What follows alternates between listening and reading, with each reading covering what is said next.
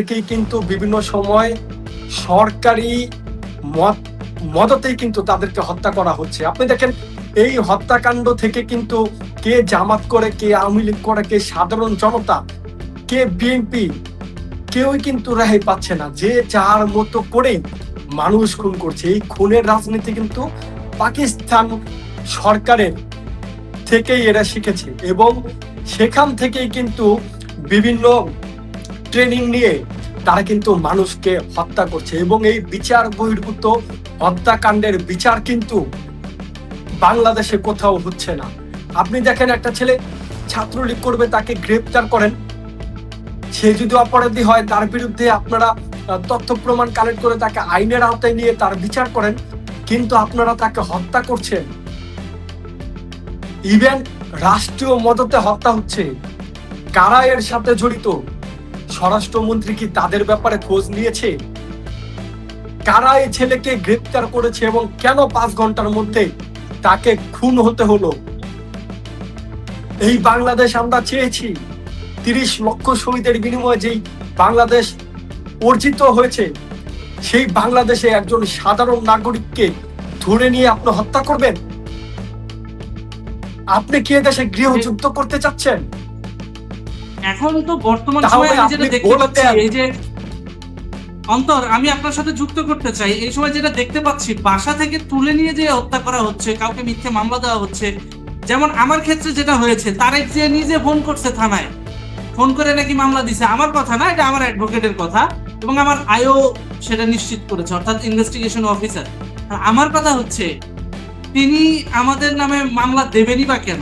তিনি, তার সঙ্গে যদি শত্রুতা থাকে আওয়ামী লীগের বড় কোনো নেতাদের সাথে, সেটা তারা বুঝবে। আমরা কি করি? আমরা বিষয়গুলো জনগণের জায়গা থেকে আমরা বুঝি, দেখি, আলোচনা করি, সমালোচনা করি, এর বাইরে তেমন কিছু তো না। এটা পার্ট অফ ডেমোক্রেসি, এটা একটা বাক স্বাধীনতার অংশ। আমি রাশেদ ভাইকে এই প্রেক্ষাপটে একটু এন্ডোর্স করতে চাই। আপনি যদি এই প্রশ্ন করতে চান তাহলে তো সবার আগে আপনাকে লক্ষ্য করতে হবে এই সরকার গণতান্ত্রিক সরকার কিনা। যদি এই সরকার জনগণের ভোটে নির্বাচিত সরকার হতো, তাহলে তো সরকার জনগণের উপর দমন পীড়ন চালাতো না। আজকে মানুষের বাড়িতে বাড়িতে গিয়ে খোঁজা হচ্ছে কে আওয়ামী লীগ করে, কে তাদের মতাদর্শের সাথে কার মিল নেই, তারা খুঁজে ধরে ধরে নিয়ে যাচ্ছে। এটা তো আমরা মুক্তিযুদ্ধের সময় থেকে একদমই তাই। আমি অন্তর, আমি আপনার সঙ্গে একমত এবং আমি আপনার কাছে আসবো। আমি রাশেদ ভাইয়ের কাছে একটু যেতে চাই। রাশেদ ভাই, আমাকে শুনতে পাচ্ছেন? হ্যাঁ, শুনতে পাচ্ছি। রাশেদ ভাই, আমি আপনার কাছে এটা জানতে চাচ্ছি যে এই যে রাজনৈতিক সহিংসতা দিনকে দিন বাড়ছে এবং রাষ্ট্রীয় মদদে এতদিন মিথ্যা মামলা দেওয়া হতো, এখন সরাসরি হত্যাযজ্ঞের মতো কর্মকাণ্ড ঘটছে, বিষয়টিকে আপনি কিভাবে দেখছেন এবং ব্যাখ্যা করবেন কিভাবে? আসলে সাব্বির, তোমাকে এবং দর্শক শ্রোতা মণ্ডলী যারা শুনতেছেন, আপনারা সকলকে আমি প্রাণঢালা অভিনন্দন। মারা হইতেছে, লাঠি সোঁটা দিয়ে মারামারিতে, ওইটা হচ্ছে রাজনৈতিক সহিংসতা। আর এখন যেটা দিয়েছে মব, ওই যে মব কালচার যেটা ইউনুসিও গভর্নমেন্ট চালু করে দিয়ে গেছে, এখন হচ্ছে সেটা মব। তুমি যে ছবিটা দেখাইলে, ওকে রাতে ধরছে, সকালবেলা মৃত। তো যে ছেলেটা মারা গেছে, ছাত্রলীগের যে ছেলেটা মারা গেছে, ওর স্বাস্থ্য দেখলে তো মনে হয় না যে ও হঠাৎ করে ধরছেন আর আপনার সাথে সাথে আকাশের দিকে চলে, তেমন কথা। প্রচুর নির্যাতন করা হয়েছে, করার পরে হয়তো এখন যদি তোমার ইয়ে করে, ওই যে কি বলে পোস্টমর্টেম করে, পোস্টমর্টেমে যে রিপোর্টটা আসবে সেটা বলে স্ট্রোক করছে। তো স্ট্রোক একরকম মাইরের পরেও স্ট্রোক করে না। এটা হয়তো দেখা তারা মারার সময় যে পলিথিন দিয়া দিছে, মুখের উপর পলিথিন সহ ঢাইকা দিছে, যে পলিথিনের যে ব্যাগ আছে ওইটা দিয়া ঢাইকা দিয়া গিট মাইরা এরপরে পিড়াইছে। সুতরাং কি হয়েছে, তার দম বন্ধ হয়ে গেছে, একে মাইর দম বন্ধ হয়ে গেছে, মারা গেছে। এটা পৃথিবীর কেউ ধরতে পারবে না যে এটা কিভাবে মারছো, গলা চাইপা মারছো না কেমনে মারছো, এটা ধরতে পারবে না, স্ট্রোক করছো। এখন তো তুলে নিয়ে মারতেছে, এবং কাদের মারতেছে, যখনই এই গ্রুপটা যখনই দেখে যে ওই জায়গায় অমুক ছেলেটা বা অমুক একটা নেতা উঠতেছে, গজায় উঠতেছে, তারে কিল করাই ফেলতে হবে, শেষ। একটা জিনিস এইভাবে যদি নাও বুঝো, তোমার আরেকটা উদাহরণ দিয়া বুঝাই।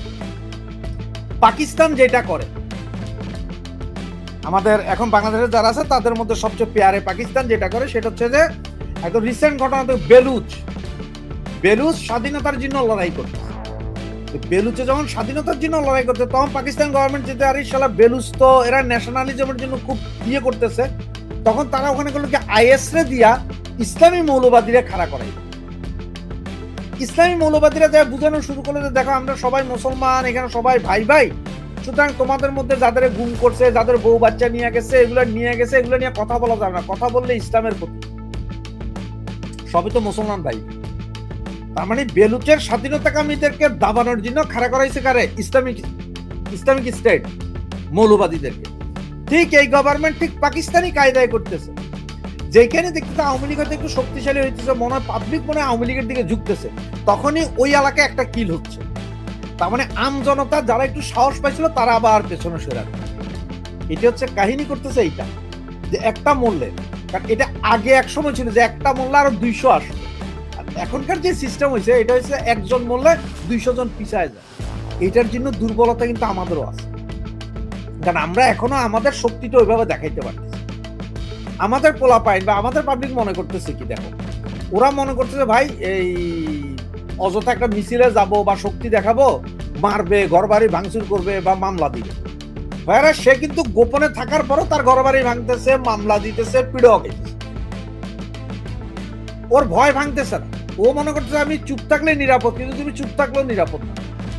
যখন তুমি চুপ থাকলে যখন নিরাপদ না, তাহলে তুমি বাইরে আসলে মোটামুটি নিরাপদ, কারণ তখন আবার চিন্তা করবে যে বারে ভাই এ তো মারবে মনে। একদম রিয়াল আমার একটা কথা বলি, আমি যেদিন দেশ থেকে বেরিয়ে আসলাম, এরপরে আমার বাড়ি ভাঙলো। বাড়ি ভাঙার আগে ওইখানে যে সিসিটিভি ফুটেজ বা পোলাপানের যে কথাবার্তা শুনলাম, 2-3 জনে বলতেছে যে এই সোহেল আছে কিনা আগে খুঁজলো, একজন ও আছে কিনা আগে খুঁজলো। তো 2-3 জন বলতে না না না ও তো কালকে পোস্ট দিছে, ও চলে যাচ্ছে, তাইলে চলো ভাঙি।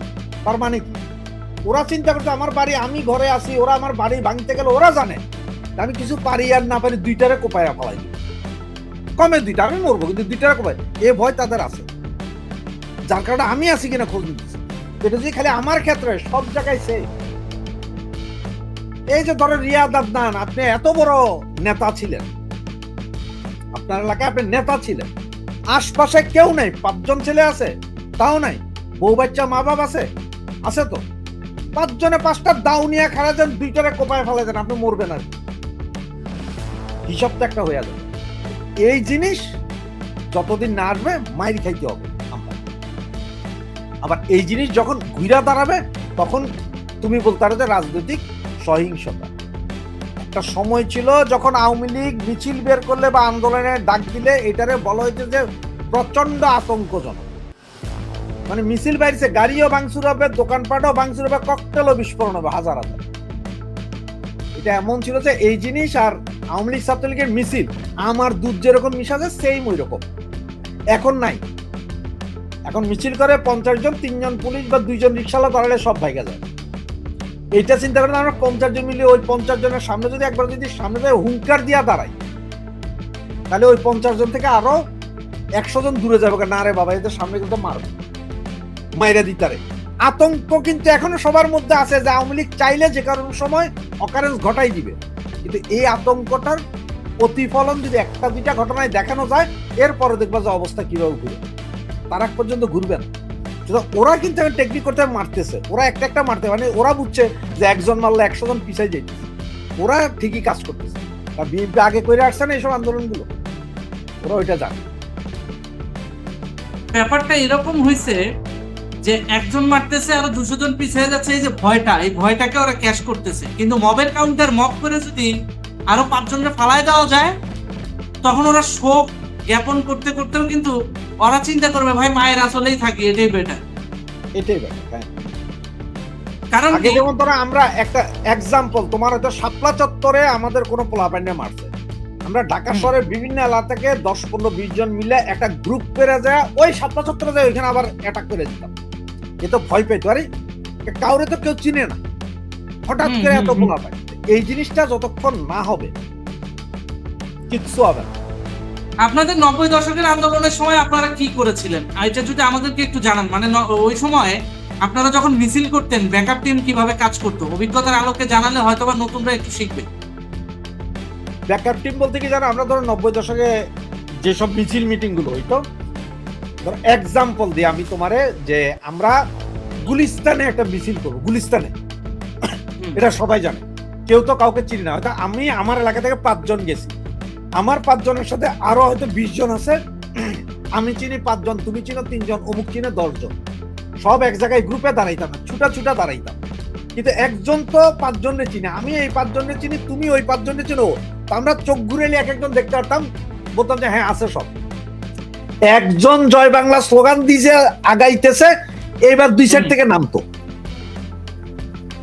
ব্যাকআপ টিম থাকতো, সাইকেল ম্যাক্সিমাম আমাদের সময় সাইকেল বা ওই যে পায়ে টানা রিক্সা, তো দেখা যায় রিক্সার উপর আমরা যে ভাঙা ইট আছে না, ছোট্ট ইট, একটু বড় বড় ইট ভাঙা, 4-5 বস্তা ভাঙা ইট রাখতাম, বস্তা বইরা এগুলো সব বাঁধা থাকে, অথবা সাইকেলের পেছনে ক্যারিয়ারের মধ্যে হয়তো 2 বস্তা ইট তুলে দিস। রিক্সা হয় আমাদের মিছিল থেকে 100 হাত সামনে, অথবা আমাদের মিছিলের ঠিক 10 হাত পেছনে থাকতো, যেই কোনো সমস্যা দেখতো ওই হেকর থেকে হয়তো রিক্সাটা সাইড করে দিয়া ওই রিক্সার পাম্প গেছে গে, এরকম মানে রিক্সা ঠিক করতেছে, অতক্ষণে কিন্তু আমরা কিন্তু ওই যে ইটের বস্তা থেকে ইট লিয়া মারা শুরু হয়েছে। সাইকেল আলা হলে সাইকেল নিয়ে কাইতে অযথা রাস্তায় পড়ে গেছে, ইটের বস্তা খুলে গেছে, ওখান থেকে পাত্তর লিয়া মাই। তোমার এই যে ইয়ে আছে কি বলে, পালেট বলে, শিপের কাঠ কতগুলো, যে বক্সের মতো শিপের কতগুলো ওই খোলা খোলা বক্স আছে যেখানে মাল রাখে, ওই পালেটের ওই লাঠিগুলা খুলে নিতাম, তো বড় বড় লাঠিগুলো 3 ফিট 3.5 ফিট, 2 টুকরা মাঝখান থেকে, আর আবার মাঝখান থেকে 2 টুকরা, মানে চিকন চিকন লাঠি হয়ে যেত। এগুলো ধরো একটা রিক্সার পাশে ওই রশি দিয়া বাইন্দা দিতেছে, পুলিশ ধরলে কি কইবা তুমি? আরে ভাই আমি তো আমার ঘরের কাজের জন্য নিতেছি। পাথরওয়ালা যেমন কইতে পারে যে ভাই আমি তো ঢালাইয়ের জন্য নিতেছি, এ লাঠি গ্যাঞ্জাম লাগছে, আস্তে লাঠি, লাঠি তো ঝুলা রয়েছে রশিতে, রশি খুলে দিছে, ওখান থেকে লাঠি নিয়ে দৌড়। টেকনিক ছিল, এগুলো টেকনিক ছিল। এখনকার পোলাপানের মতো আমরা মিছিলেই লাঠি নিয়ে যাই, মিছিলে তুই লাঠি নিয়ে ঢুকলি তো বাকিরা সাবধান, যে বেটার কাছে লাঠি আছে, তোমার চালান দিতে সুবিধা, ছবি তুলে চালান দিব, পাথর আছে তুমি ছবি তুলে চালান দিব। তুমি যখন রাস্তার মধ্যে যখন হঠাৎ করে পাথর পড়ে গেছে, কে বুঝা সারছে যে এই পাথর আমিই ফালাইছি, কারণ যে বেটা ফালাইছে বেটা তো পাকার পাত সাইকেল নিয়ে, যে বেটা লাঠি ছিল এই সাইকেলে, এ বেটা কাইতে পড়ে গেছে সাইকেলে, এখান থেকে পোলাবেন লাঠি দিয়ে, পরের দিন পত্রিকা দিন নিউজ আসবে যে এদের মিছিল থেকে, মিছিলের ভয়ে একজন লাঠি নিয়ে পড়ে গেছে, তার লাঠি দিয়ে তারা পিটাপিটি করছে। নর্মাল যেটা সায়েন্স, এগুলো পোলাপাইন এখনো বুঝে না, ওদের কাছে তো আরো উন্নত টেকনিক আছে, ওরা বুঝে না। কিছু কিছু সাম্প্রতিক যে মিছিলে একটা নারী গ্রেপ্তার হলো, আপনি দেখেছেন, এটা নিয়ে গতকালকে আলোচনা হচ্ছিল একজনের সাথে, তা আমি বললাম যে আপনারা ব্যাকআপ টিম রাখেন নাই কেন? তা আমরা ব্যাকআপ টিম রাখছি, আমরা মাইক্রো নিয়েছিলাম। বেটা তুই মাইক্রো নিয়ে, একটা মাইক্রোতে কয়জন আছে? কয়জন একটা মাইক্রোতে? সাড়ে কয়জন? হাইস্ট গেলে 10-15 জন। আর তুই কয়টা মাইক্রো দিয়ে ব্যাকআপ দিবি? এটা কি বিয়ে বাড়ি যে মাইক্রো টু মাইক্রো নিয়ে যাবি? জমিদারের পোলাপাইন যখন নামে এসির বাতাস খাইতে হয়, তখন তাদের দিয়ে কিছু হবে না, রক্ত আর ঘাম জড়াইতে হয়। 30 থেকে 35টা ছেলে ছিল, ওই এক উবার ড্রাইভার সেই মহিলার কলার চাপছে, তোরা 5টা পোলা যায়, যদি 5টা বাড়ি দিতি মাথায়, 5টা ঘুষি দিলেও মহিলারা ছেড়ে দিত, চলে যেত। আমার কথা সেটাও না, তোমরা মিছিলে আসো, কথার কথা 500 জন 200 জন ব্যাকআপ থাকো, এই 200 জনের কাজে হবে, এই 200 জন হচ্ছে হিটম্যান থাকবে। কাউকে ধরেছে, তোরা যা হিট কর, ছাড়ে দে, মানে মবের কাউন্টার মব। ওরা আসতেছে 2000, বা ওদের অ্যারেঞ্জমেন্ট 2000, তোদের অ্যারেঞ্জমেন্ট হলো 5000, তাহলে তোরা 2000 জন লোক থেকে ভাগিস কি জন্য? মিছিলটা কোন রোডে যাবে, সেই রোডে নরমাল জনতার মতন দাঁড়ায় থাকলেই তো হয় 2-4 জন করে মিছিল ছেড়ে যাবে। এই যে 5ই আগস্টের আগে পরে, 5ই আগস্টের আগে পরে যে বড় বড় মিছিল, এটা 4-5টা মিছিল, সায়েন্স ল্যাবরেটরি মোড়ের একটা মিছিল আমি দেখছি, 17-18টা ছেলে পেলে, এরা মিছিল করতেছে, যেই না মিছিল করতেছে, এই দেখতেছি রাস্তার পাশে 2 পাশে মানুষ দাঁড়ায় দেখতেছে। এরপরে কতক্ষণ পরে যখন পুলিশ আসছে, তখন দেখতেছি আস্তে আস্তে 2 পাশ থেকে লোকগুলো নামতেছে, মিছিল বড় হয়ে গেল, মিছিলের আকৃতি প্রায় 200-300-400 হয়ে গেছে। পুলিশ ছিল মাত্র 7-8 জন, সুতরাং পুলিশ পিছিয়ে আসতে বাধ্য হয়েছে। এটা টেকনিক। আমাদের পোলাপাইন, ওরে বাবা রে, এরা কি মিছিল করবে তার আগে আমরা মিছিলে যাব, এইটার ভিডিও ফুটেজ আগে দেয়, আমরা মিছিলে যাচ্ছি, আমরা মিছিলের প্রস্তুতি নিচ্ছি, আমরা পতাকা বানাইতেছি, আমাদের সাথে ওই মেয়ে আসবে, এগুলোর ফুটেজ দিতে থাকে তারা। মানে এটা মনে হয় তারা আন্দোলন করতে হচ্ছে, তারা তাদের নিজের প্রচার। আর তুমি মিছিলে দেখো, মিছিলের সামনে দিয়ে দাঁড়াইয়া ওনারা ওই সেলফির মতো করে ভিডিও করবে যাতে তার চেহারা আগে দেখা যায়। তো এগুলা কইরা আন্দোলন হবে না, এগুলা করে মিছিল হবে না, এগুলা করে কিছুই হবে না। এগুলো হচ্ছে যে ওই যে নেতারা দেখাইতে পারবে, নেতারা দেখাবে আর কি, যে দেখেন আমরা মিছিল করাইছি, ওই করাইছি, এগুলো নেতারা দেখাবে। ওই নেতার নেতৃত্বে ভাইরাস সব। রাশেদ ভাই, মবের কাউন্টার মব না দিতে পারলে এই মিছিল করে কোনো লাভ নাই। আপনারা 200 জন মানুষ দেখে 2000 জন যদি ছত্রভঙ্গ হয়ে যান, লাভ কি? গ্রেপ্তার তো এমনিতেও হইতে হবে, আপনার বাড়ি থেকে তুলে এনে মামলা দিতেছে। ওইটা তো তোমাকে আগেই বললাম যে মবের কাউন্টার মব। আরে ভাই, মবের কাউন্টার মব দেওয়া লাগবে না তো, হাজার হাজার সমন্বয়ক বাইরে ছিল প্রতি এলাকায়, প্রত্যেকটা এলাকায় সমন্বয়ক বাইরে ছিল। এতদিন কি কইছে ভাই, ইনুস ক্ষমতা, এখন তো বিএনপি ক্ষমতায়, সমন্বয়ক তো বিএনপিও পিঠে জায়গায় জায়গায়। তোমরা যে উল্টে পিঠে দাও না কেন, 2-4-5টার পনেরোর মধ্যে অ্যান্টিকাটা চালাই দাও না কেন?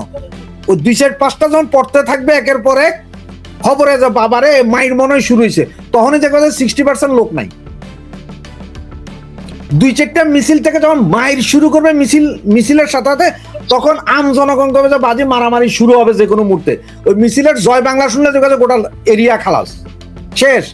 মাইর দিতে হবে, এখন মাইরে আইতে হবে, মাইরে ছাড়া হবে না।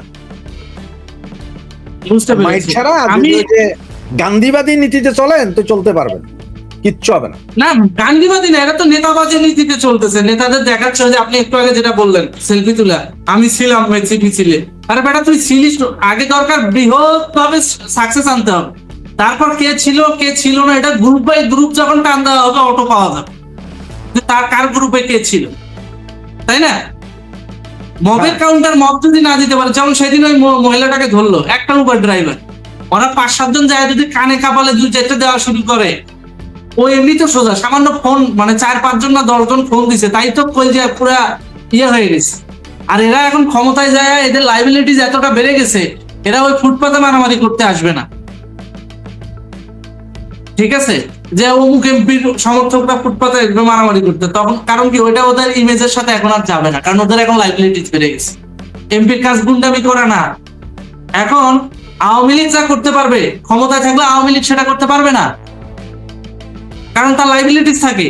এখন সবচেয়ে বড় কথা হচ্ছে যে আওয়ামী লীগ, ছাত্রলীগ, যুবলীগের নেতাকর্মীরা বোঝা উচিত যে গত 15 বছরে আপনারা যেভাবে মিছিল, বিভিন্ন জায়গায় মিছিলগুলো ঠেকাইছেন, বিএনপি আপনাদের সেম টেকনিক করতেছে।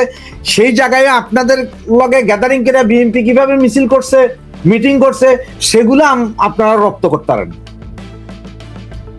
সমস্যাটা এটা। সেটাই। সবাই তো দোয়া তুলসী পাতা ছিলেন না। আপনার 15 বছর কি আপনি কি ইয়ে বানাই দিছিলেন, এটারে বেস্তখানা বানাই দিছিলেন? দুধের নহর তবে গেছে, আজকে একটা ঘটনা ঘটছে কি? কইছে। আজকে কিন্তু একটা ঘটনা ঘটছে, ওই যে গাজীপুরের ঘটনাটা, আপনি একটু যদি বলতেন আমার। কোনটা? ওই যে পুলিশকে গালাগালি, এ আসিস না মারবো, এটা আসিস না মারবো। আমার কাছে এই ভিডিওটা দেখে আমার কি মনে হচ্ছে জানেন, এটা আমার মনে হয় যে পুলিশই বানাইছে, যে গাজীপুরে একটা বড় মিছিল হয়েছে, এটারে ঠেকানোর উপায় কি। এটা পাশ থেকে কেউ সাউন্ড দিছে, মিছিল চলে একদিকে, সাউন্ড চলে আরেক দিকে। আমি অনেকভাবে ভিডিওটা দেখার চেষ্টা করছি, শেষ পর্যন্ত ভিডিওরে নিয়া এআই দিয়া ট্রাই করে পর পর্যন্ত যেটা আমি সন্দেহ করছিলাম ওইটাই। ওরা বলতেছে মিছিলের সাথে আর সাউন্ডের সাথে মিলে না, এটা পুলিশ দিছে। আরে তুমি আসিস না মারুম কিসের? তুই আইলে মাইরা দিবি, ওটা হুমকি টমকি দিয়ে লাভ আছে নাকি? যে আসিস না আমি মারুম, আসিস না মারুম, আরেকটা মারিয়া দেখ আমাকে, তারপরে বুঝিবি। ওইটা পুরা এআই করা, পুলিশ ওইটা ইচ্ছা করে পুলিশ করছে, গোয়েন্দা সংস্থা ওইটা করছে। যেটা হচ্ছে কোনটা আমি বলি, ওই যে গলিতে মারামারি হয় না, যে আজকে আমি খাইয়া আসি নাই দেখি তোরে মারতে পারলাম না, পরের বার তোরে দেখে নিবো, ব্যাপারটা এরকম। সেটাই রাজনীতিতে আসলে যেটা হওয়া উচিত, হওয়ার কাজগুলো এরা করতে পারে না। আসলে আওয়ামী লীগের দ্বারা আসলে সন্ত্রাসী কর্মকাণ্ড সম্ভব না। এই যে এত মিছিল মিটিং হলো, একটা আওয়ামী লীগের রাষ্ট্রীয় সম্পদে হাত দিছে, দেবে না তো? কেমনে দিবে ভাই? ওগুলো তো তাদেরই করা। তোমাকে তো রাষ্ট্রীয় সম্পদে হাত দিতে কেউ বলে নাই, কিন্তু তুমি একটা মিছিল নামাইলে আর মবিস্টার 5 জন দেখলে তুমি লুঙ্গি খুলে পালাইবা, এই মিছিল তো তোমার দরকার নাই। খালি ওই যে সেটাই। ফেসবুকে লেখবা শেখ হাসিনাকে আনতে হবে, শেখ হাসিনাকে আনতে হবে, দেশ জাহান্নামে গেল। ফেসবুকে পোস্ট করো, 500 ফেক আইডি দিয়া পোস্ট করো, ওই 500 লোক নামও তো একবার, নাইমে একটু দেখাও না, এটা নাই মইরা যাবে। আমি বহু পোলা পান্ডে বলছি, ওরা মানে জান দিবে শেখ হাসিনা এলে। আমি যাই, এই যে 32 নম্বর যখন ভাঙলো, তখন আপনার 5 জন পোলা পেট্রোল ডাইলে আগুন জ্বালায় দিতেন, আমি দুমো 10 লাখ টাকা করে আপনাকে পরিবারে, হেডান থাকলে করেন। তখন কয়ে ভাই আপনারা তো বিদেশ বৈশা বলতেছেন সেই জন্য, এই জন্য ভালো। ওই হারামজাদারা, আমি বিদেশ থেকে তো কইছি আমার পরিবার নাই, আমি কি এতিমখানার পোলা? আমার ফ্যামিলি অত্যাচার সহ্য হয় না? তোরা বাংলাদেশে থেকে গুন্ডামি, বদমাশি, বান্দামি সব তো তোরাই করছস, করছটাই কোনটা? 100 জনের সেঞ্চুরি কি আমি করছিলাম? করছস তোরা। তোগো দায় কেন এখনো আমি নিমু? 100 সেঞ্চুরির দায় আমি কেন নিমু? তখন তো আমার কথা মনে আসিল না। রাস্তায় হাঁটলে বাতাসও কইতে যে আমি যুবলীগ, আমি ছাত্রলীগ, আমি অমুক ভাইয়ের নেতা। আরে একটা অবস্থা, তোকে যন্ত্রণায় যাইতামও না, এলাকায় গেলে রাস্তায় বাইরিতাম না তোকে যন্ত্রণায়। এখন তোরা পলাশ কে থাউস না কে? এত বড় বড় গুন্ডা। আমি আপনার এই কথাটাকে একটু রিয়াদের কাছ থেকে জানতে চাই। রিয়াদ তো দীর্ঘদিন গাজীপুর মহানগরের ছাত্র রাজনীতির সঙ্গে জড়িত ছিল, পায়ে পায়ে নেতাদের সাথে টক্কর লাগতো পদ দেওয়ার সময়, তাই না অন্তর? এখন সেই নেতারা হ্যাঁ, কোথায়? আমাদের ব্যাপার হচ্ছে, দেখেন, সারা গাজীপুরে শুধুমাত্র ছাত্রলীগেরই 50,000 নেতা কর্মী আছে এমনটা দাবি করা হতো। 5 তারিখের পর 5 জন নেতাকেও কিন্তু হাতে গোনে খুঁজে পাওয়া যায়নি। সুতরাং রাজনীতিটাকে আমাদের দেশের মানুষ তাদের নিজেদেরকে প্রতিষ্ঠিত করার জন্য ব্যবহার করেছে। রাজনীতিটাকে একটা ইনকামের বিষয়বস্তুতে রূপান্তরিত করা হয়েছিল। আমাদের যেই আদর্শ, আমরা আদর্শিক কথাবার্তা বলি, সেই আদর্শ কতজন নেতার মধ্যে আছে সেটা কিন্তু একটা অনেক বড় প্রশ্ন। কারণ যেই দল আদর্শ নিয়ে সৃষ্টি হয়েছে এবং সেই আদর্শের ভিত্তিতে 30 লক্ষ মানুষ শহীদ হয়েছে, 2 লক্ষ মা বোন তাদের সম্ভ্রম হারিয়েছে, সেই আদর্শে যদি আমাদের এই নেতাকর্মীরা অটুট থাকতো, তাহলে কিন্তু দেখেন পুরো বাংলাদেশ লাগে না, ঢাকা, উত্তর, দক্ষিণ, গাজীপুর, নারায়ণগঞ্জ মিলেই কিন্তু আমরা এই বাংলাদেশ থেকে স্বাধীনতা বিরোধীদের হটাতে পারি। কিন্তু আমাদের মধ্যে অন্তঃকোন্দলটা এত বেশি আকার ধারণ করেছে, যেটা আমরা তো দেখেছি যে আমাদের এক কর্মী যদি গ্রেপ্তার হয়, আমাদের নেতারাই সেখানে মিষ্টি বিতরণ করেছে, আমাদের নেতারাই সেখানে হাসি ঠাট্টা করেছে। ইভেন আমি যখন অপহরণের শিকার হলাম, মানুষ যখন ভেবেছে আমি আর এই দুনিয়াতে নাই, তখন আমার অনেক নেতারাই তারা কিন্তু একদম নিশ্চুপ ছিল। এর কারণ হচ্ছে, যখন দেখেছে একজন তৃণমূল পর্যায়ের একটা কর্মী, তার এই সময়ে তো সুযোগ এসেছিল আমার নিজেকে প্রমাণ করার। যখন দেখেছে আমি অনেক ভালো করছি, তখন এরা ভেবেছে ও হয়তো বা ভালো করলে আমাদের এই নেতৃত্ব দেওয়ার জায়গাটা থাকবে না, সুতরাং ও মরে গেছে বা ও মরে যাবে, মরে যাওয়াটাই ভালো। তারা সেইভাবেই কিন্তু এটাকে দেখেছে। এই যে আমাদের মধ্যে যে বিভাজন, এই বিভাজনের কারণেই কিন্তু আমরা ক্রমাগত দুর্বল হয়েছে। এবং আমাদের মধ্যে যে জন্মের পর আমরা শুধুই দেখেছি আমাদের ছাত্রলীগ, যুবলীগ, স্বেচ্ছাসেবক লীগ, ইভেন অটো চালক শ্রমিক লীগ, বাস চালক শ্রমিক লীগ, তরকারি লীগ, হকার লীগ, এই যে এত লীগের দোকানপাট খোলা হয়েছিল, এইগুলো কিন্তু আমাদের ক্রমাগত দুর্বল করেছে। সেই হিসাবে আমি একজন তৃণমূলের কর্মী হিসাবে আমি দেখেছি 5 তারিখের আগে পায়ে পায়ে না তারা বাড়ি খেত, এবং যেখানেই যেই অপকর্ম হয়েছে, যেখানেই প্রতিবাদ করতে গিয়েছি, সেখানেই তারা বলেছে তুমি কে, আমি তো এই দলের এই নেতা। তখন এত এত নেতা ছিল, এত নেতাদের ভিড়ে নিজেকে কর্মী হিসাবেও মনে হতো না। আজকে কিন্তু তাদের খোঁজ খবর পাওয়া যাচ্ছে না। এই যে আজকে খোঁজ খবর পাওয়া যাচ্ছে না, আমাদের রক্তের উপর দিয়ে যদি আগামীতে এই আওয়ামী লীগ ক্ষমতায় আসে, তখন কিন্তু এরা ঘাপটি মেরে যে বসেছিল বের হয়ে আসবে।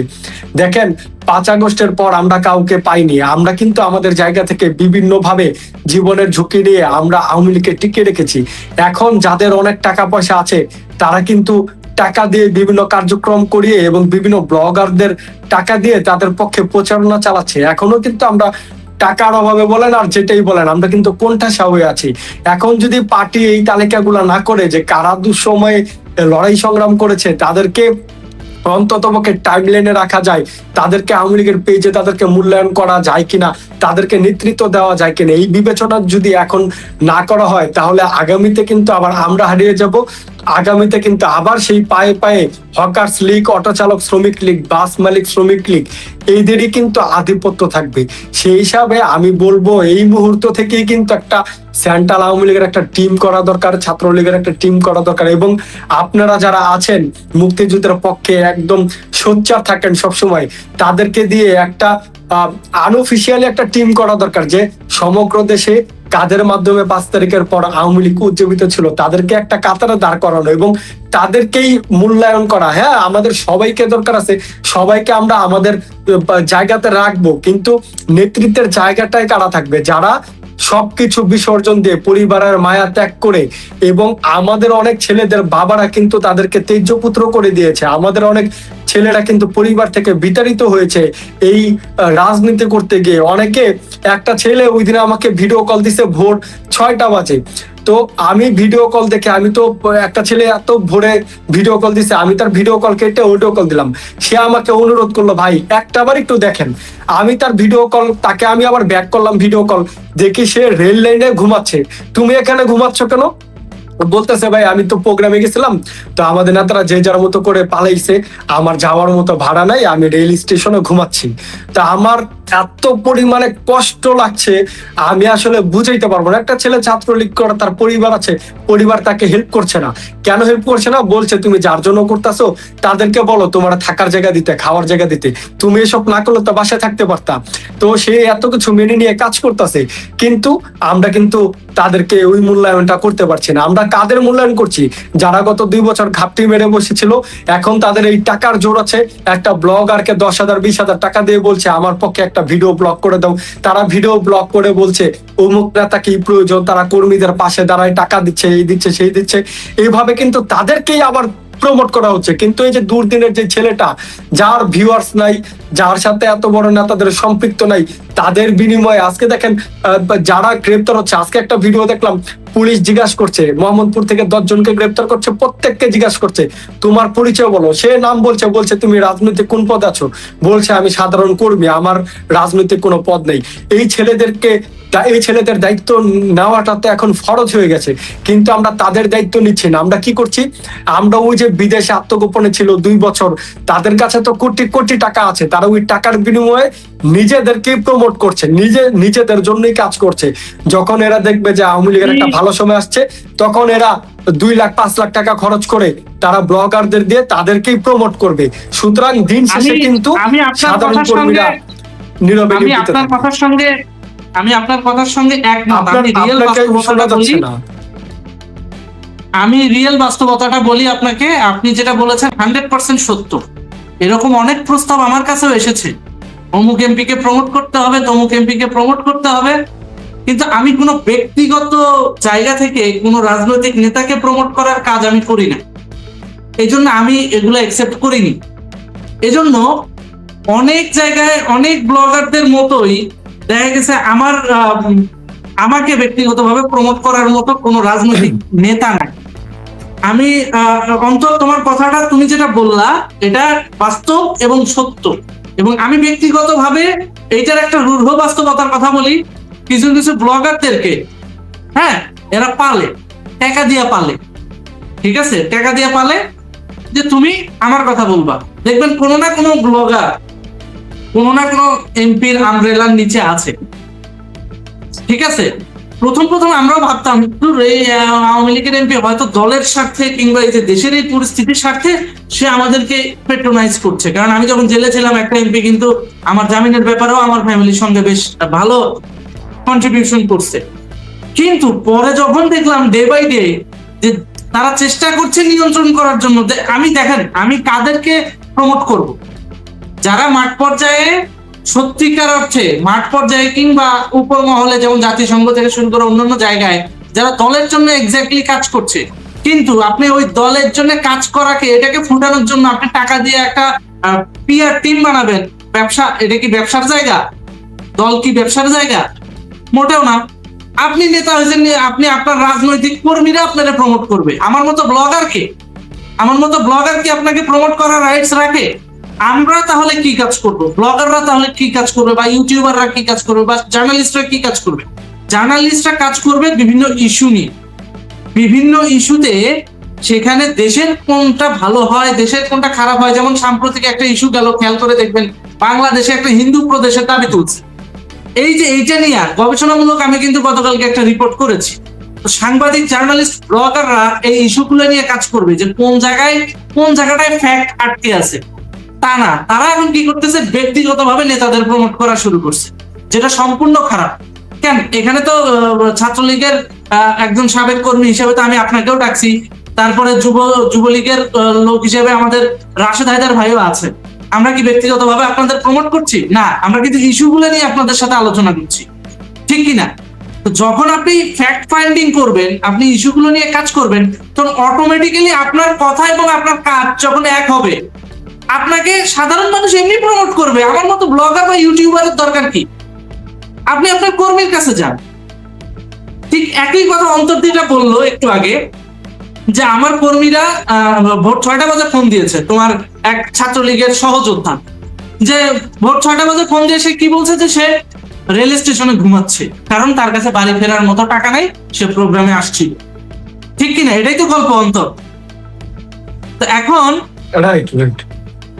এখন এই সমস্ত কর্মীরা যারা হচ্ছে কোনো নেতাকে গুরু মানে না, কোনো ভাইলিট করে না, শুধুমাত্র দলকে ভালোবাসে, তাদের দায়িত্ব নেওয়ার জন্য তো একটা জিনিস অ্যাড করছি। দেখেন, আমি বলুন প্লিজ, শুনছি আমরা। আমি আপনার সাথে একটা বিষয় অ্যাড করছি। দেখেন, আমি তো কোনো না কোনো নেতার সাথে কাজ করেছি সুসময়ে, আমি তো কোনো না কোনো নেতার কর্মী ছিলাম। 5 আগস্টের পর তো আমার খোঁজ খবর কেউ নেয়নি। এখন বিষয় হচ্ছে, যেহেতু আমার খোঁজ খবর আমার কোনো নেতা রাখেনি, দ্যাটস মিন আমি তো বাংলাদেশের সবচেয়ে বেশি অ্যাক্টিভ ছিলাম, এবং 2024 সালের 15ই আগস্টের প্রোগ্রাম একমাত্র এই বাংলাদেশে আমি করেছি। যেহেতু আমার খোঁজ খবর রাখেনি, দ্যাটস মিন তারা কারো খোঁজ খবর রাখেনি। কিন্তু দেখি আমার নেতাদের প্রমোটও কোনো না কোনো ব্লগার করছে, তার মানে এখানে কি দাঁড়ায়? এবং একটা বিষয় হচ্ছে, তারাই কিন্তু আগামীতে এই গাজীপুরকে নিয়ন্ত্রণ করবে এবং কিছু কাজ করবে ব্লগারদেরকে টাকা পয়সা দিয়ে, কিংবা এই যে সাধারণ কিছু অসহায় কর্মীদেরকে টাকা পয়সা দিয়ে এমন কিছু কাজ করবে, তখন আমরা কিন্তু স্রোতে হারিয়ে যাব এবং তারাই নেতৃত্ব দিবে। যখন তারা নেতৃত্ব দিবে, তখন তো বলবে, তোমাকে যখন চুপ করে থাকতে বলছিলাম তুমি তখন চুপ করে থাকো নাই, তখন তুমি বিভিন্ন কার্যক্রম করছো, এতে করে আমাদের ক্ষতি হয়েছে, হ্যাঁ, তোমাকে তো আমরা এই মূল্যায়ন করতে পারবো না। তখন আমরা কার কাছে গিয়ে বিচার দিব? আজকে আমাদের এই সিচুয়েশনের প্রায় 2 বছর হয়ে গেছে। এখন পর্যন্ত কারা কোন জেলায় সবচেয়ে বেশি ভূমিকা রাখছে তাদের তো একটা লিস্ট হয় নাই। আপনারা দেখেছেন যুদ্ধের পরে আমাদের কিন্তু মুক্তিযোদ্ধা মন্ত্রীকে নিয়ে অনেক প্রশ্ন আছে। তিনি একটা মানুষের জন্ম হয়েছে, আপনার তার বয়স হয়েছে 40 বছর 45 বছর, সেও কিন্তু মুক্তিযুদ্ধের সার্টিফিকেট পাইছে। প্রায় 2000 ভুয়া মুক্তিযোদ্ধা তারা কিন্তু দিয়েছে।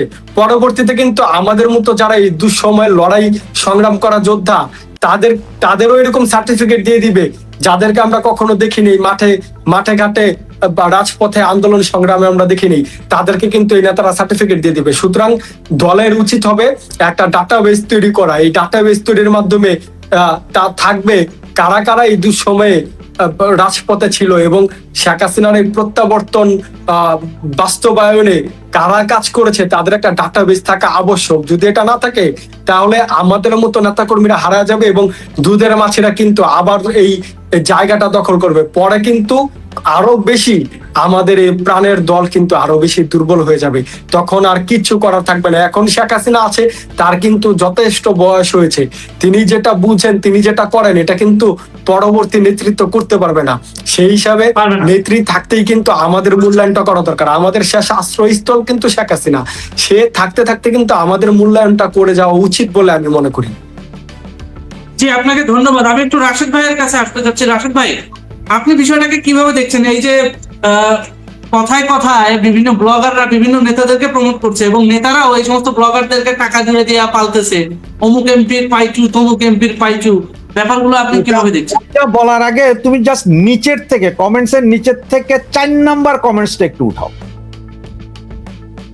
হ্যাঁ, আমি ঠিক এর আগে যখন বলতেছিলাম তখন আমি বলছিলাম যে অনেকেই বলবে যে ভাই আপনারা তো বিদেশের নিরাপদ দূরত্বে আছেন।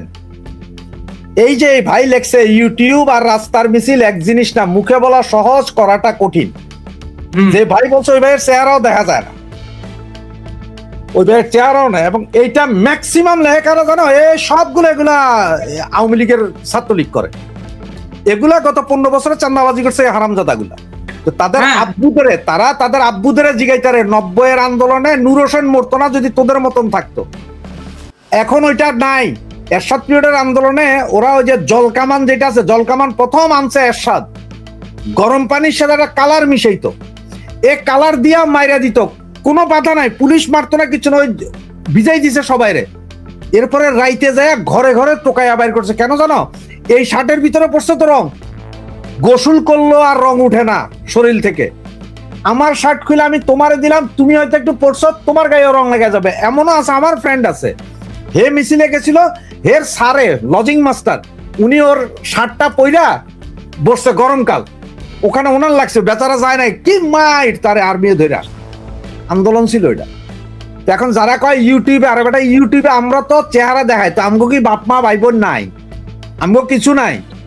এই যে প্রতিবার বইয়া কইতেছি যে পাশায় অ্যান্টি কাটার মার, এইটা অফেন্স, এইটার জন্য আমার ফাঁসির আদেশ দিতে পারবো। আমরা এখানে বইয়া যে কইতেছি ককটেল বানা মাইরা দে ককটেল, এইটা অফেন্স, ধরতে পারবো। তোদের তো সেই সাহসও নাই। সুতরাং তোরা লেংটি ইন্দুর ওই যে তোরা ওই ইয়ে করিস না, আন্দোলন সংগ্রাম শিখাইস না। আমাদের চেহারা তো দেখলে বাংলাদেশে যে কেউ চিনবে। এদের কাজটা কি, এরা কি করে? একটা কথা আমি, ওই যে কথা আমি মাঝে মধ্যে কথা আমি বলতে চাই না, তার কারণ হচ্ছে কি জানো? যে তুমি কিছু কথা বললো আমি যুবলীগ না, আমি যুবলীগ না ভাই, আমি আওয়ামী লীগের ভালো হোক এইটা চাই। তবে ভালো আওয়ামী লীগের ভালো হোক, তার মধ্যে থেকে আওয়ামী লীগের এই চোরগুলা সব বাতিল হোক, পরিশুদ্ধ আওয়ামী লীগ হোক, চোর ছাড়া আওয়ামী লীগ হোক। এই যে এখন দেখেছো কোনো একটা নেতার দিকে যদি তুমি একটা আঙ্গুল তোলো, পরদিন তোমার 300 ফোন আসবে, ভাই ভাই এটা কি করলেন আপনি, এইভাবে বললেন না ভাই, ওভাবে বললেন ভাই, এটা করেন না ওইটা করেন। শুরু হয়ে যায় পিটপিটানি। কেন তোকে পিটপিটানি কেন? তোরা কি মনে করো যে সারা বাংলাদেশের 100% লোকই খালি তোকে করবো? এই যে উনি এখন আমার সামনে একটা কথা কইলো রিয়াদ ভাই, যে ওনার কর্মী রেল লাইনে শুয়ে রয়েছে, আপনার প্রমাণ দেবো মিয়া, বিএনপির কত হাজার কর্মী টয়লেটে গু খাইছে, নেন আমার কাছ থেকে নেন না। তখন কইছিল আপনাদের এসব নেতাগিরি, তখন এসব দুঃখ কইছিল। প্রমাণ চাইবেন? এখন দিব প্রমাণ, ফোন করেন যে কোনো, আমি নাম্বারও দিচ্ছি, ফোন করো দেখি কত। ভদ্রলোক জাপান থেকে এসে আমার সাথে ব্যবসায় নামছে, একসাথে ব্যবসা করি। ওই ভদ্রলোক বিএনপি করতে পারে, কিন্তু ওনার যে পরিবারে বিয়ে করছে 14 গোষ্ঠী আওয়ামী লীগ করে, চিটাং শহরের নাম করা ডাক্তার। ওই বেচারা বিএনপি করে, হয়তো খবর টবর দেখলে বিএনপির খবর টবর দেয়, আমাদের সাথে ব্যবসা, আমার সাথে একসাথে, আমরা দুলাভাই ডাকি।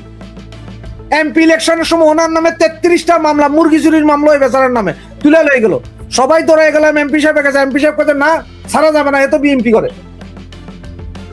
করেন নাই। এই যে দুই দলের ভিতর প্যাচ এরাই লাগায় ব্যক্তি স্বার্থে, করে নাই, একদম শান্তি রাখছেন পুরা, একদম মানে দুধের নদী বইছে, দুধ নিচে যে ডেক্সি দিয়া স্বর্ণ বইছে। আমার মতে আওয়ামী লীগ আরো 20 বছর না আসা উচিত। কারণ শেখ হাসিনা করছিল কি জানেন? ওই যে একটি বাড়ি একটি খামার, গরিবেরে দিছে ঘর, দিছে ভাতা, চোরগুলারে চুরি করছে, কিছু করতারে নাই। ঠিক এই চোরগুলা আর এই গরিব গুলাই 5ই আগস্টে নাম ছিল মাজায় কোমর বাইন্দা। এখন তারাই বুঝতেছে আর এখন চিল্লাইতেছি Right. যে আমাদের মতন ফকির নিয়ে আমরা কিছু আছি না, যেগুলো আজীবন বিদেশ করছি, আগেও আসিলেন না পিছু আসিলেন না, তারাই এখন চিল্লাইতেছি আমরা। না, আমরা তো চিল্লাচ্ছি দেশপ্রেম এবং আদর্শের জায়গা থেকে, কিন্তু ওই শালারা তো এগুলো বিক্রি করে খেলছে। হ্যাঁ, এখন এগুলো বলার পর, এগুলো বললে তখন আমরা খারাপ হয়ে যাবো গা, তখন বলবে ভাই এই লোক মনে হয় জামাতের গুপ্ত। একটা লোকের 14 গোষ্ঠী জামাত, তারে না আওয়ামী লীগের নেতা বানাই দিলেন। যেই বেটা তার 14 গোষ্ঠীতে তার ঘরের বউ যারে নিয়ে রাইতে ঘুমায় তারে আওয়ামী লীগ বানাইতে পারেন নাই, সেই বেটা কেমনে আবার আওয়ামী লীগের পোলাপাইন চিনবো? না, অনেক এমপির বউ আছে জামাতের সাথে তলে তলে আতাত। অনেক এমপি দ্বিতীয় বিয়ে করে হানি ট্র্যাপে পর্যন্ত পড়ে গেছে। কি করবেন আওয়ামী লীগের MP? এই যে কালকে এখন আপনারা যাত্রার সাথে যারে তারে দেখলেই শুধু ভিডিও বানান, কি এ ভাই দেখো দেখো দেখো, এ আগে 5ই আগস্টের আগে সে কি ছিল, সে ছিল কি বলে এটারে, লাল বদর।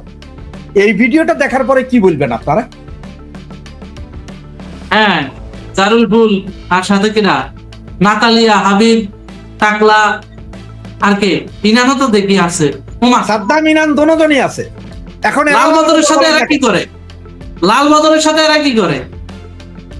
ওমা দেখি, এইগুলো নিয়ে তো কথা বলতে হবে, কথা না বলতে তো হবে না। এরা তো লাল বদরের সাথে আমেরিকার এক সাংবাদিক আছে, কি সুলতানা রহমান না জানি কি, সে সাংবাদিক, সে যার নাম সবার সাথে যাবে, এখন যেটা অবৈধ দেখতে সেটা নিয়ে কথা বলে, তারা লাল বদর। আনিস আলমগীর আমার চিটাঙ্গের মানুষ, তার 14 গোষ্ঠী করে আওয়ামী লীগ, ওই বেটা আওয়ামী লীগ করতো না, ও বিএনপি করতো না, ও জামাতও করেনি, কিন্তু ও সাংবাদিক, ও বিট করতে হচ্ছে যে অ্যাম্বাসেডারদের বিট, ডিপ্লোমেট বিটিং সাংবাদিক। সে যখন যেটা পেয়েছে তখন সেটা রিপোর্ট করছে। এখন আপনারা কইতেছেন ভাই ও তো লাল বদর ছিল, ও এখন আওয়ামী লীগের পক্ষে কথা। হ্যাঁ, যেটা যেটা আওয়ামী লীগের ভালো ছিল, যেটা যেটা ওদের কাছে খারাপ কইছে, এখন আপনারা হেবে দাও। তা আপনারা যে অবস্থা শুরু করছেন, এই অবস্থা তো বাংলাদেশের 90% লোকই আপনাদের বিরুদ্ধে। কে পক্ষে ছিল? না, আমি একটু রাশেদ ভাইয়ের এখানে একটা ব্যাপার আমি বলতে চাই। সেটা হচ্ছে, দেখেন আমাদের একটা গ্রুপ আছে, সেই গ্রুপটা এক এক সময় এক এক জনকে নেতা মানে। দেখেন কিছুদিন আগেও কিন্তু এই যে বিভিন্ন ব্লগার, বিভিন্ন যারা টক শোতে, কিছুদিন আগেও কিন্তু আমাদের একটা গ্রুপ এই তারেক, আমজনতা দলের তারেককে কিন্তু নেতা মানা শুরু করে দিছিল। কারণ তারেক হচ্ছে মুক্তিযুদ্ধের পক্ষে কথা বলে, সেটা কিন্তু নেতা মানা শুরু করে দিছিল। বাট এই তারেক কিন্তু নিজে নেতৃত্ব দিয়ে ধানমন্ডি 32-এ হামলা করছে, এবং সে নিজে নেতৃত্ব দিছে। ইভেন এই ধরনের যারা আছে তাদেরকে কিন্তু আমাদের গ্রুপ এক এক সময় এক এক জনকে নেতা মানে, এদের ব্যাকগ্রাউন্ড গুলো কিন্তু চেক করে না। আরে ভাই, সমস্যা কি জানেন? আজকে যদি পিনাকি যদি বলে যে আওয়ামী লীগের ওই কাজটা ভালো ছিল, সাথে সাথে পিনাকিরা আব্বা ডাকা শুরু করবে, রাশেদ ভাই আসতেছি আপনাদের দুজনের কাছে আসতেছি। একটা কথা বলি রিয়াদ, তুমি হয়তোবা জানবা, কিছুদিন আগে কিন্তু রাশেদ ভাই আমতারেকরা লাইভে নিয়ে আসছিল, নিয়ে এসে কিন্তু ওপেনলি থ্রেট দিছে, এবং সে ডাইরেক্ট বলছে যে যদি আমার বাপ মরে যায় আর আমি যদি জায়গা তুমি বিক্রি করতে পারি, আপনাদের সহ ওই যে হাসনাত সার্জিস 3টারে পিটাও। সেদিনের লাইভে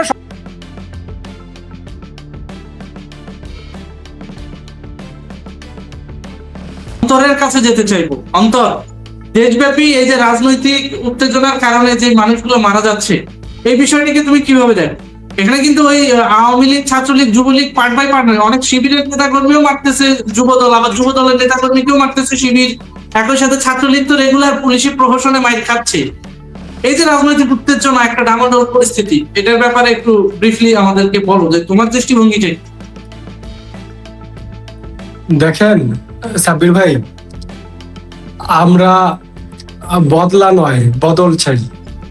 কারণ গণতান্ত্রিক একটা রাষ্ট্র, গণতান্ত্রিক এই রাষ্ট্রে বিভিন্ন দল বিভিন্ন সময়ে ক্ষমতায় আসবে, এবং এটা চূড়ান্ত ভাবে সত্য কথা।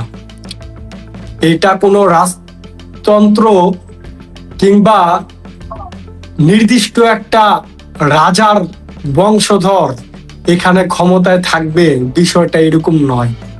এখানে বিভিন্ন সময়ে বিভিন্ন রাজনৈতিক দল, কখনো তত্ত্বাবধায়ক সরকার, কখনো অন্তর্বর্তীকালীন সরকার এবং কখনো সেনাবাহিনীও ক্ষমতা নিতে পারে, কিন্তু আমরা যারা রাজনৈতিক নেতৃবৃন্দ আছি, আমরা পারস্পরিক যেই শ্রদ্ধাবোধ, সম্মানবোধ, এটা আমাদের বজায় রাখতে হবে। দেখেন, একজন পুলিশের উপর আক্রমণ হলে সকল পুলিশ সদস্য কষ্ট পায়, একজন পেশাজীবীর উপর হামলা হলে সকল পেশাজীবী সেখানে কিন্তু দুঃখ পায়, তারা সবাই মিলে একসাথে আন্দোলন করে। এবং আপনি যেই সাংবাদিকতা বলেন আর যেটাই বলেন, আপনারা যারা এভাবে কাজ করছেন, দেখেন একটা সাংবাদিকের উপর যদি আঘাত আসে তখন কিন্তু প্রত্যেকটা মিডিয়ায়, প্রত্যেকটা টক শোতে সেই বিষয়ে কিন্তু উপস্থাপক কিংবা মিডিয়া হাউসগুলো তাদের ব্যথায় ব্যথিত হয়।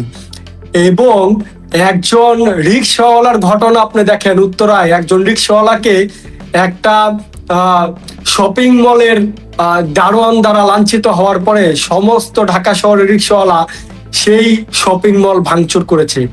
আমরা রাজনীতিবিদরা সেই রিক্সাওয়ালার চাইতেও বেশি খারাপ হয়ে গেছি। এর কারণ হচ্ছে আমরা আমাদের নিজেদেরকে সম্মান করতে জানি।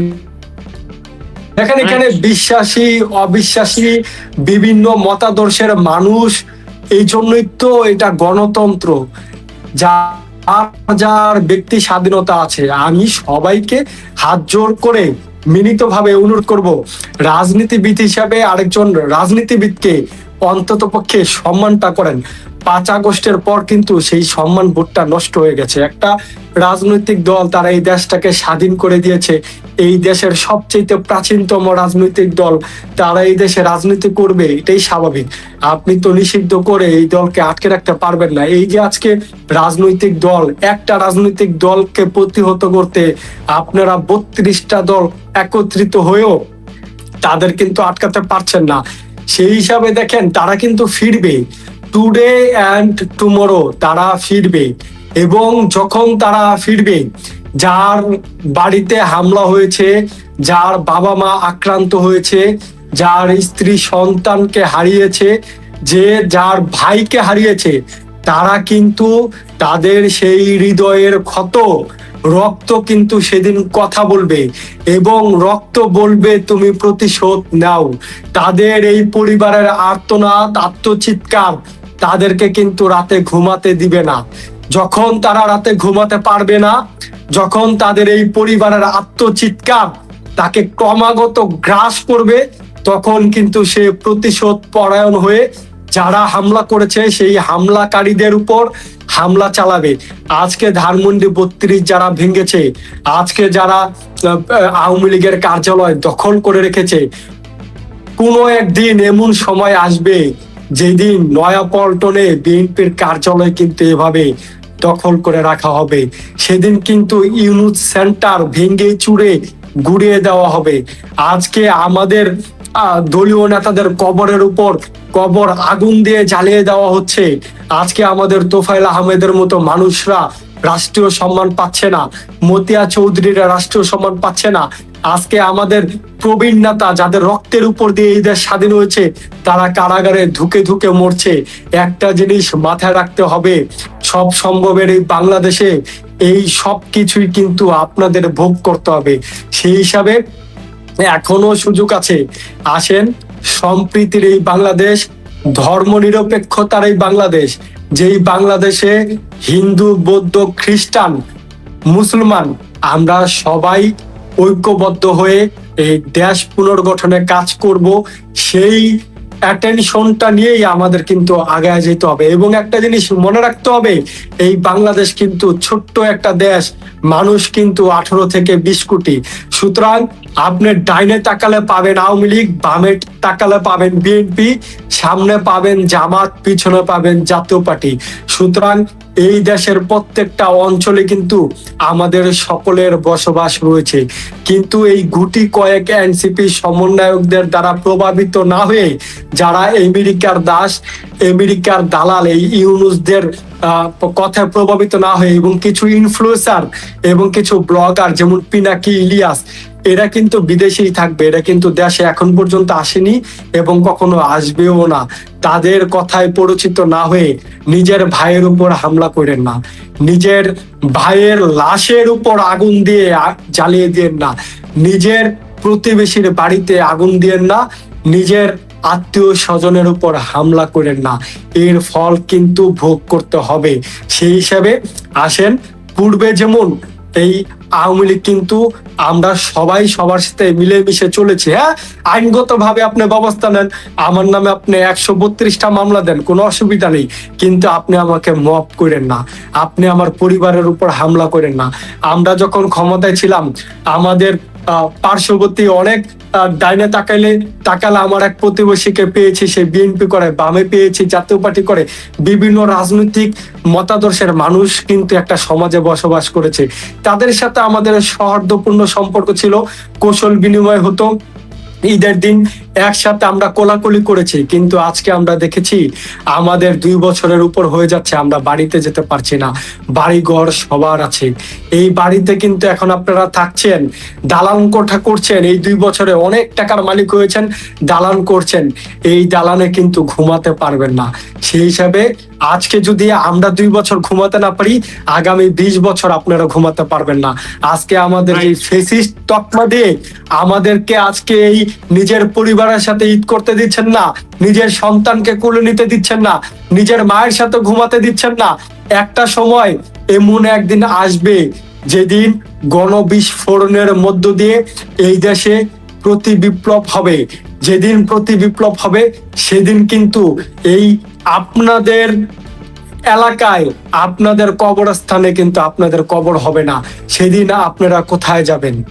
সেদিন কিন্তু আপনাদের যাওয়ার কোনো জায়গা থাকবে না। সুতরাং এই দেশ আমাদের সকলের, এই দেশ আমরা স্বাধীন করেছি। তারপরও আমরা বলছি সকল রাজনৈতিক মতাদর্শের এবং সকল দলমত নির্বিশেষে আমরা সবাই বসবাস করতে চাই। অথচ আমাদের রাজনৈতিক দলের স্বাধীন করার দেশে আপনারা আমাদেরকে বিতাড়িত করতে চাচ্ছেন। একদিন কিন্তু এই ফল আপনাদের ভোগ করতে হবে, যেটা কিন্তু তারেক নিজে স্বীকার করেছে। এবং আজকে দেখেন, এরা কিন্তু দেশের কোথাও কিন্তু শান্তিতে নাই, এদের কিন্তু ঘুম হচ্ছে না, এরা কিন্তু আতঙ্কিত আছে। সুতরাং আমি বলছি, আপনারা আনুষ্ঠানিকভাবে সংবাদ সম্মেলন করে প্রেস বিজ্ঞপ্তি দিয়ে আপনারা বিগত দিনের জন্য ক্ষমা চেয়ে আপনারা আসেন, সুন্দর একটা রাজনৈতিক পরিবেশ সৃষ্টি হোক এই বাংলাদেশে। আমরা সকলে কাঁধে কাঁধ মিলিয়ে আমরা যে যার মতাদর্শের রাজনৈতিক কর্মসূচিগুলো পালন করি। দেখেন, আজকে ফিফা ওয়ার্ল্ড কাপ শুরু হয়েছে, কেউ জার্মানি করছে, কেউ ব্রাজিল করছে, কেউ আর্জেন্টিনা করছে। সুতরাং ভিন্ন একটা দেশের ভিন্ন দেশগুলোর জন্য আমরা সবাই কিন্তু মিলেছিলে আমরা যে যার খেলা উপভোগ করছি টিএসসিতে। কিন্তু কেউ তো ফ্রান্স করছে, আমাদের পাশে একজন আছে ফ্রান্স করছে, আমাদের রাশেদ ভাই ফ্রান্স করছে। হ্যাঁ, কিন্তু আমরা কিন্তু সবাই মিলে কিন্তু একসাথে রাজনৈতিকটাকে এইভাবে আমরা উদযাপন করতে পারছি না।